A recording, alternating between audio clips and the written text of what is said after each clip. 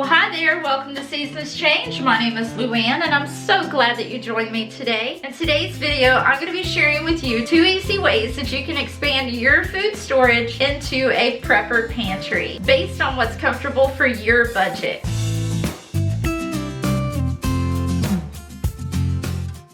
Okay, so in today's video, I'm going to be showing you 2 ways that you can expand your food storage into a prepper pantry without going overboard and without spending a whole lot of money.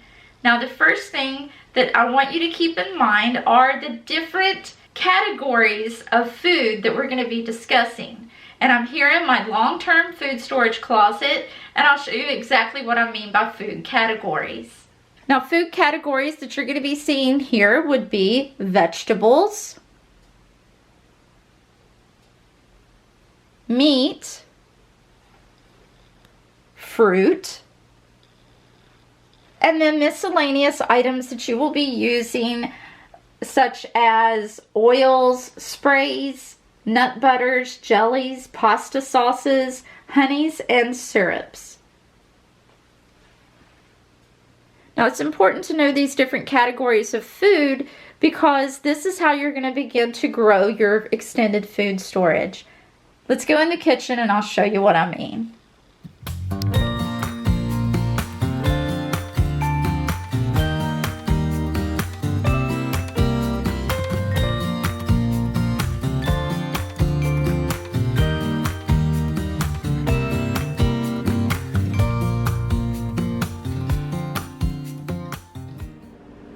Okay, so here we are in my kitchen, and I don't want to spend a whole lot of time on the individual categories of food that goes into a pantry. That may end up being another whole video. But it is very important to be familiar with these categories whenever it comes to knowing what to buy as you're just now starting to develop that expanded food pantry. Now, the majority of these categories are going to come from our long-term food storage items. Until you get used to proper rotation, how much your family actually uses of an item, I would highly recommend that you start out your expansion in your long-term food storage items. And that's going to be these items that I'm going to go over with right here.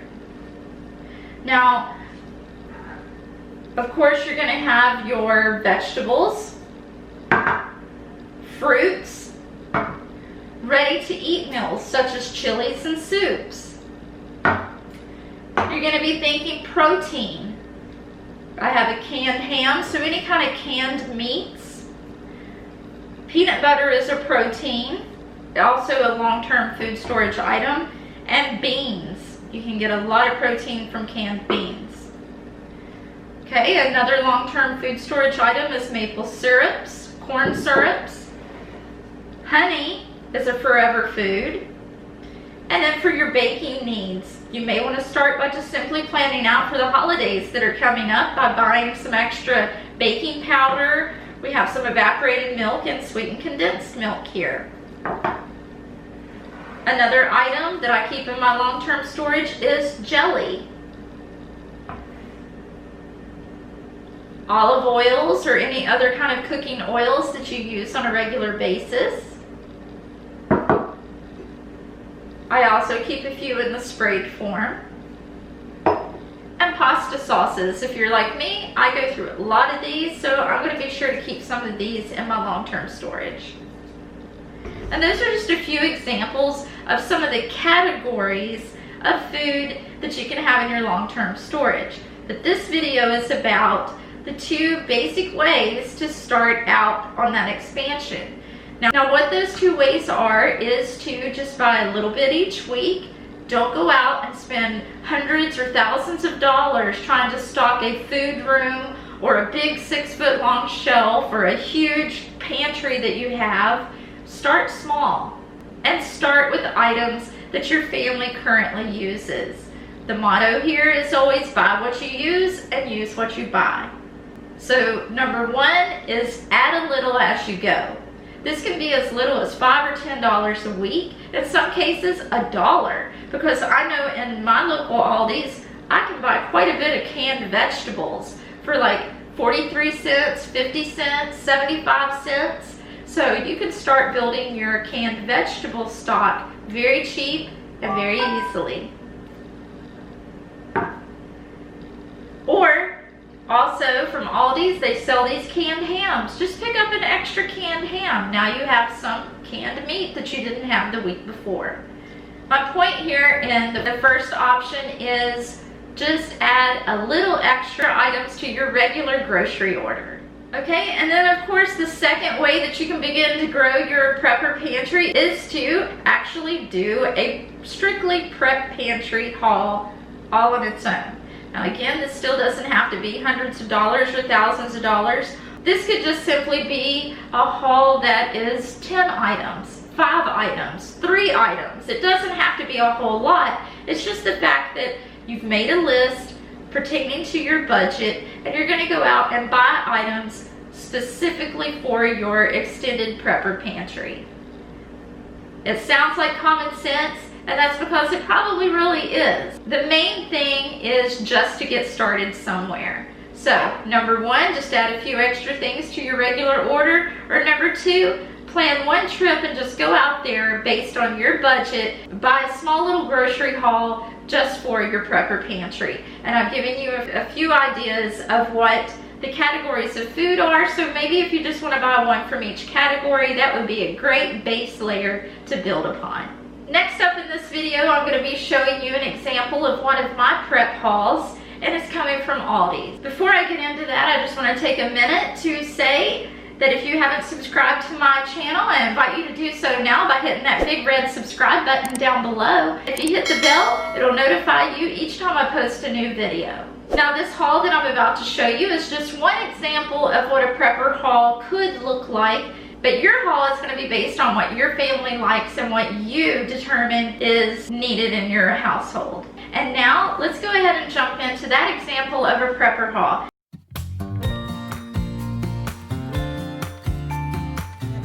Everything that I'm going to show you today, with the exception of a couple of things, and I'll point those out to you, is all bought to top off my prepper pantry. I know usually whenever I do my hauls, I explain to you how it plays into the meal plan for the week, but that's not going to be the case this week. Okay, I'm going to start right over here. I have 2 bags of the instant buttery mashed potatoes. Another item I've never tried before, so I only bought 2 so that we can give those a try. Hopefully they're really good. Idahoan is what I usually get, and I'm hoping this is a good comparison.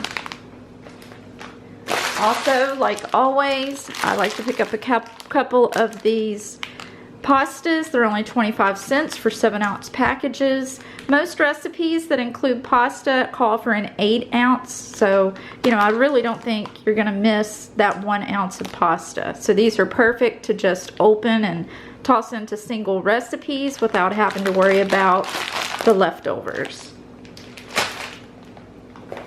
Taco shells.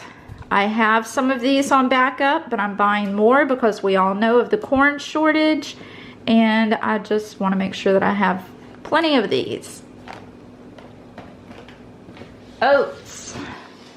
These are the quick oats. These are what my family prefers, so I always like to keep a couple of these on backup. And the same for the crispy oats cereal. I bought the family size, so I'm also going to try to keep a couple of these on backup.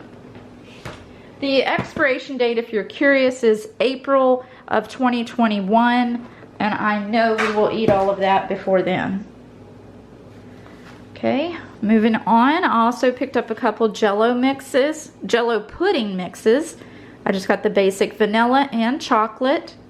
Again, let's look at some expiration dates here. This is October of 21, so I'll have plenty of time to use those.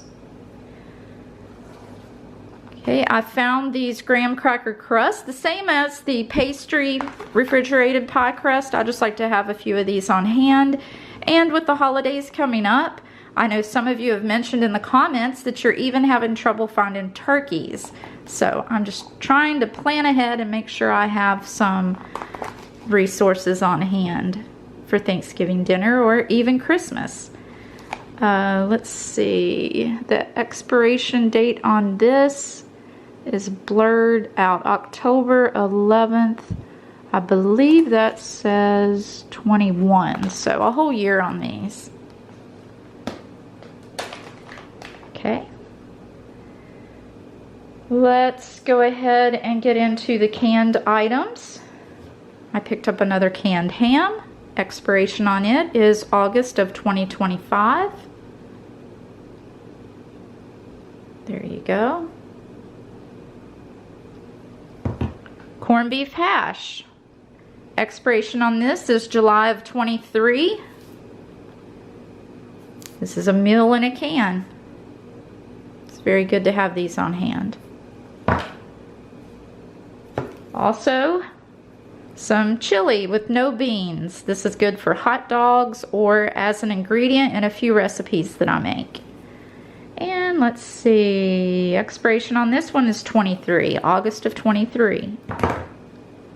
So really, as long as you are buying things, I wouldn't stock up on a lot of 2021s right now, but I think you would be hard pressed to even find any. I have a few in my backup pantry that's not going to be hard to use at all. Most of these you're going to see are in the year 2023, which gives us a good couple of years to use all of this. So with that being said, this is crushed pineapple. I use it in a lot of desserts in the summertime and in the fall. Plus I like to put these on our Christmas ham, so it's always good to have crushed pineapple in this house. But what I wanted to point out is, you know, once you get a base of your prepper pantry going, and as long as you're buying what you use and using what you buy, you're really going to be surprised that most of this is going to be used up long before its expiration date. Okay, I don't know why my camera's not cooperating with me today. Let's see. There we go. Okay, next up I have some diced tomatoes. And then another item I haven't tried before, but the Happy Harvest Aldi's canned yams. Another item that I'd love to have on backup. They sell larger cans than this, and they also sell smaller cans than this, but I have found that this is the perfect size to make a side dish for dinner. If there's just 2 people, you have enough left over for lunch the next day. Okay, now let's move on over to this. Some blueberry preserves.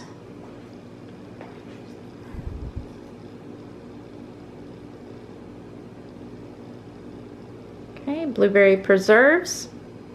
No high fructose corn syrup, which is always a plus for me.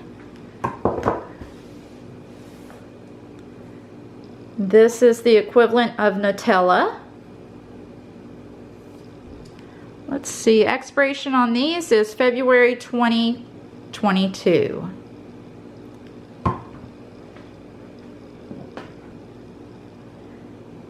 Cherry Man maraschino cherries. I picked these up. They were only like $1.85 because I do have a Christmas cookie that I use these in. I just want to make sure that I already have these on hand.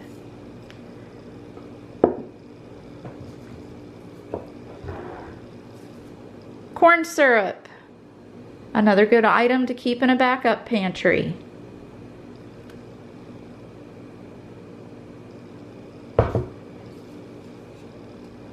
This is the cooking spray that I use every day. Maple syrup, another great item to keep a few of these on hand. And this week I picked up, this is the first time buying these, and I'm really not sure why I haven't thought of this before. Okay, here I have some instant classic roast coffee. And what I'm impressed most about with this is that it is in a glass jar. This is an 8-ounce container. And for a backup prepper pantry, it's always a good idea if you love coffee to have the instant on hand. It may not be your favorite to drink every day, but once all that's gone, you'll be pretty happy that you picked up a couple of these for backup.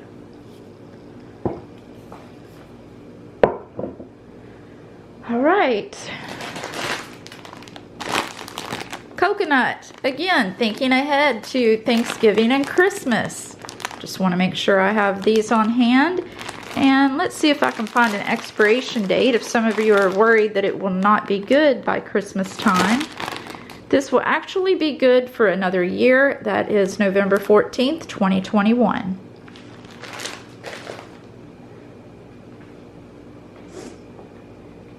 Now these next few items that I'm going to show you are just not part of a backup pantry, just some extra items that I picked up to have on hand. I'm sorry, I do actually have a couple things here. The Boulder trash bags, that's for backup. And I can never have too many of these slow cooker liners. And all these had the 6-pack of the ramen noodles in a cup. I went ahead and picked these up. I like how they're packaged. I already have some loose ones in the brick, and these are the only cups that I have. So not going overboard on these, but it's good to have a little bit on backup. Now, the rest of this order are things that I just bought to have around the house to start eating on now, and that is my chocolate covered cherries. I love these so much, and I look forward to these every Christmas. And if you haven't tried Aldi brand double stuffed Oreos, you're really missing out, because we actually, you know, this is just our opinion, but we believe these are even tastier than the original Oreos. And I paid $1.55 for this.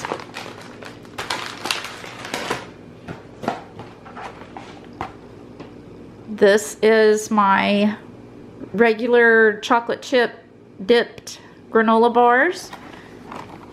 No high fructose corn syrup, no synthetic colors or preservatives. So we eat on these a lot, and this will go in a backup, but we're going to go through these pretty quick. Same for these potato chips. Depending on what part of the world you're in, if you grew up in West Virginia, you're very familiar with Snyder's potato chips. Well, in South Texas, they've never heard of Snyder's. But if you buy Clancy's from Aldi's, again, I almost feel these are even better than Snyder's. Very, very comparable.